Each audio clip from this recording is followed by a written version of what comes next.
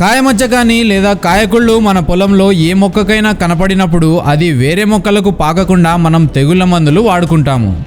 కొంతమంది రైతులు ఆ రోగాన్ని తక్కువ ఉన్నప్పుడే గమనించి మందులు వాడుకుంటారు. మరికొంతమంది రైతులు ఆ రోగాన్ని ముందే గుర్తించలేరు. అప్పుడు ఆ కుళ్ళు రోగం లేదా కాయమచ్చ రోగం ఒక మొక్క నుండి ఇంకొక మొక్కకు పాకి పొలమంతటా ఉంటుంది.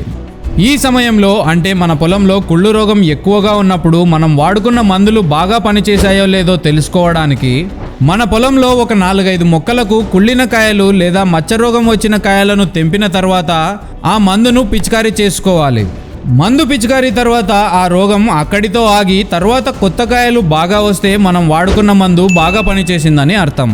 లేదా మందు పిచికారీ తర్వాత కూడా కొత్త కాయలకు రోగం వస్తే ఆ మందు బాగా పనిచేయలేదని అర్థం చేసుకోవాలి. పురుగు మందులు మరియు తెగుళ్ళ మందుల గురించి మరింత సమాచారం తెలుసుకోవడానికి మా మోహన్ అగ్రిమాల్ ఛానల్ను సబ్స్క్రైబ్ చేయండి.